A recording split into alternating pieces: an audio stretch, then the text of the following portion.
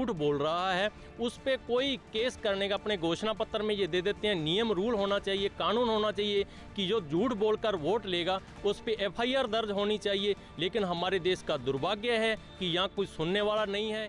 मोदी की गारंटी यही तो है, बस मोदी की गारंटी ये है कि भी झूठ बोलो, बार बार बोलो, जितना बोल सके उतना बोलो। ये मोदी की गारंटी है, कोई रोक नहीं सकता झूठ बोलने से।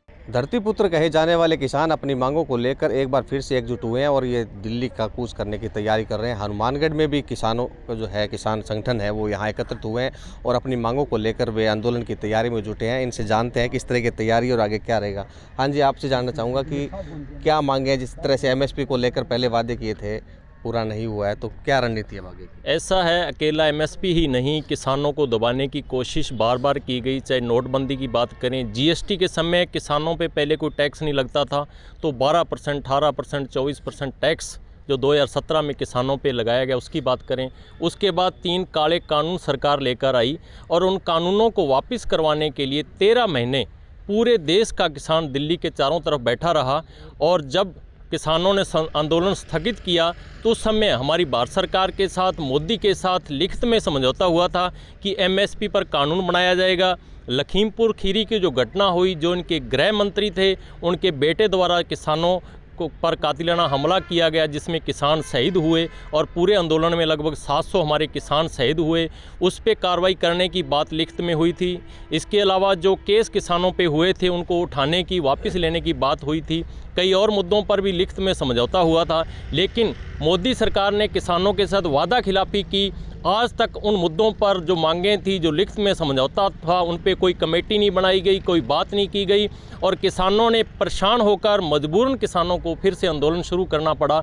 और कल 13 तारीख को किसान पंजाब, हरियाणा, राजस्थान और विभिन्न स्टेटों से, भारत भर से किसान दिल्ली के चारों तरफ पहुंचेंगे और धरना देंगे।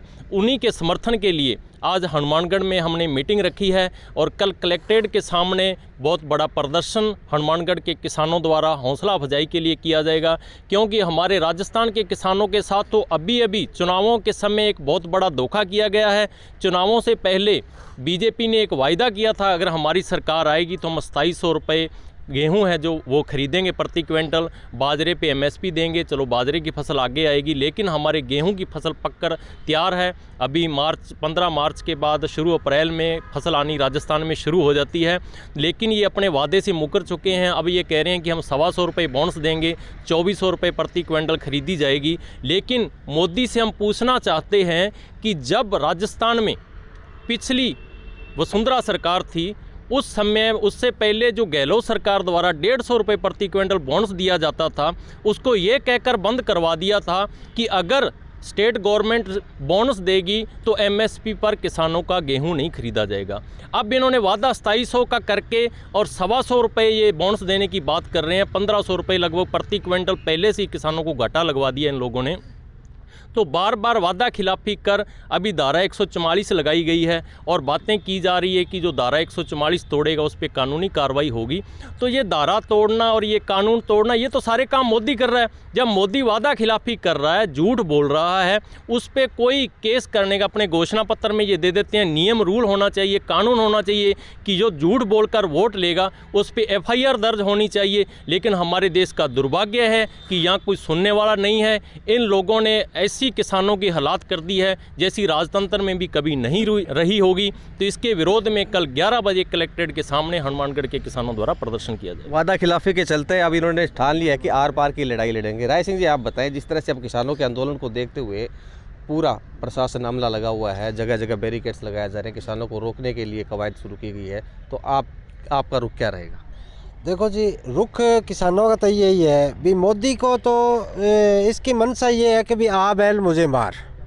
पहले उसको कहता है भी मैं आपको गुड़ खिलाऊंगा बैल को, फिर वो धीरे धीरे जब वो पास आने लगता है तो फिर उसको रोकता है, डंडे से मारता है। वो बात हो रही है इसकी। तो ये कोई भी बात कह दे उस पर खरा नहीं उतरता है। और मोदी को एक बात सोचनी चाहिए, सत्ता और स्वास्थ्य हमेशा इंसान का साथ नहीं देता है। बड़ी बड़ी शय है इस दुनिया में जिसे जनता ने नेस्त नाबूद कर दिया।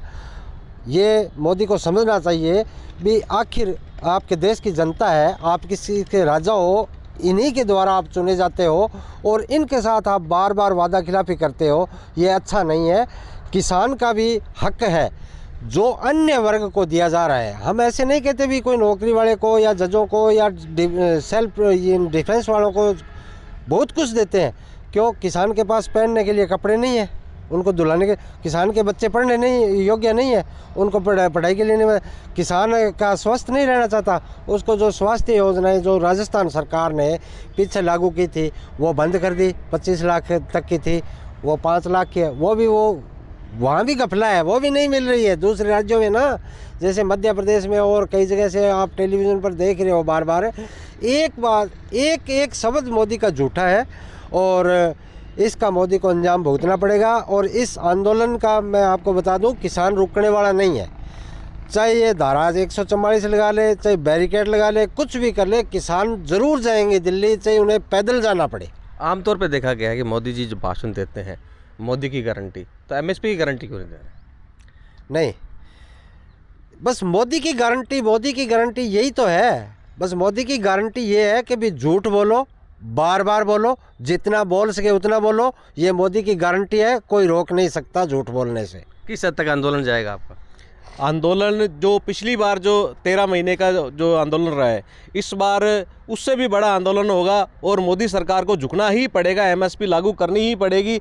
इस बार झूठ बोल करके जो पिछली बार इन्होंने झूठ बोल करके बलगलाया है किसानों को कि जी आपका एमएसपी लागू कर देंगे, बहुत सी बातें इन्होंने बोली है, लेकिन इस बार, पिछली बार भी लिखित में दिया था इन्होंने, लेकिन इस बार लिखित में लेकर के और मनवा करके ही किसान मानेगा, उससे पहले किसान पीछे हटने वाला नहीं है। जो धारा 144 लगा करके किसानों को दबाने की जो कोशिश की जा रही है, इन्होंने ये नहीं जान पा रहे कि ये वही किसान है जिन्होंने उस टाइम तीनों काले कानून भी इनके वापस दिलवा दिए थे।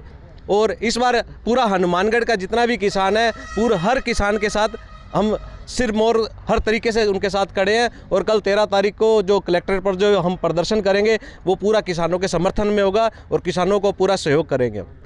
लोकसभा चुनाव आ रहे हैं, सरकार जो है कदम फूंक फूंक के रख रही है, तो ऐसे में क्या उनको लगता नहीं किसानों का अगर आंदोलन होता है तो कहीं ना कहीं उनको नुकसान हो सकता है? देखिए साहब, मैं तो यही कहना चाहूँगा, जो जिस देश में धर्म के नाम पर राजनीति हुई है वो देश एक दिन गर्क हुआ है, उसका बेड़ा गर्क हुआ है उस देश का। और इस समय धर्म की राजनीति देश में चल रही है, बल्कि राजनीति मुद्दों की होनी चाहिए। जनता के जो मुद्दे हैं, कोई किसानों के मुद्दे हो गए, स्वास्थ्य के मुद्दे हो गए, कोई किसी भी तरह के जो देश का बारी कद कैसे ऊंचा किया जाए, उनके मुद्दे होने चाहिए। लेकिन इस समय जैसे आपने देखा 2014 में पहली बार देखने को मिला, अभी देश का प्रधान सेवक जो है वो स्टेज पर खड़ा होकर झूठ बोल रहा है, 15 लाख रुपए खाते में आएंगे। बाद में देश का गृह मंत्री बोलता है कि हाँ जी ये तो हमारा जुमला था। तो इस तरह से उसके बाद में देखा आपने 2019 में पुलवामा अटैक के नाम पे वोट लिए गए। तो अब ये एक नया मुद्दा जो, जैसे मान लो, बहुत अच्छी बात है, राम मंदिर बनना भी चाहिए था, बना, हम सब का, हम मानते हैं, हिंदू धर्म को मानते हैं, लेकिन उसको कहीं ना कहीं राजनीति से दूर रखा जाना चाहिए। लेकिन राम मंदिर के नाम पे राजनीति हो रही है, उसके आड़ में जो मुद्दे हैं, जो वास्तविक मुद्दे हैं जनता के, स्वास्थ्य, शिक्षा, चिकित्सा, और इन चीज़ों को कहीं ना कहीं दरकिनार किया जा रहा है। जो किसानों के भी जो एमएसपी का मुद्दा है, बहुत शुरू से स्वामीनाथन जब से रिपोर्ट मांगी गई, जब से रिपोर्ट बनी, लेकिन उससे आज तक इस देश का दुर्भाग्य ही कहूँगा मैं भी, उस पर आज तक किस तरह की कोई गौर नहीं की गई। बड़े बड़े जो व्यापारी हैं उनका जो कर्जा है वो माफ़ कर दिया जाता है, लेकिन किसान का कर्जा माफ़ करने वाला आज कोई नहीं है। तो कर्जा तो किसान पे भी है और उनसे कहीं मतलब बहुत ज़्यादा कम है, लेकिन उससे बड़े बड़े जो घोटालेबाज हैं वो देश छोड़कर निकल गए, पता नहीं कितने हज़ारों करोड़ रुपए खा गए, लेकिन किसान की तरफ कोई गौर नहीं करती, कोई भी सरकार हो चाहे। तो अब किसानों ने आर पार लड़ाई का मन बना लिया है। इन्होंने कहा है कि कितने ही बैरिकेड लगा ले, कितने ही जाब्ता लगा ले, लेकिन किसान वहाँ पहुँचेंगे और अपनी मांगे मनवा कर रहेंगे, क्योंकि इन्होंने कहा कि सरकार जो वादा खिलाफी करती है, अब किसानों में आक्रोश है और इसी आक्रोश का नतीजा है कि अब किसान एकजुट हो चुका है और उन्होंने ठान लिया है कि जब तक उनकी मांगे नहीं मान ली जाती तब तक उनका आंदोलन जारी रहेगा। देखना होगा कि इनकी चेतावनी के बाद में जिस तरह से पूरे देश भर का किसान एक हो रहा है, उसके बाद भी सरकार पर क्या असर होता है। कैमरा पर्सन जाकिर के साथ गुलाम नबी, राजस्थान तक, हनुमानगढ़।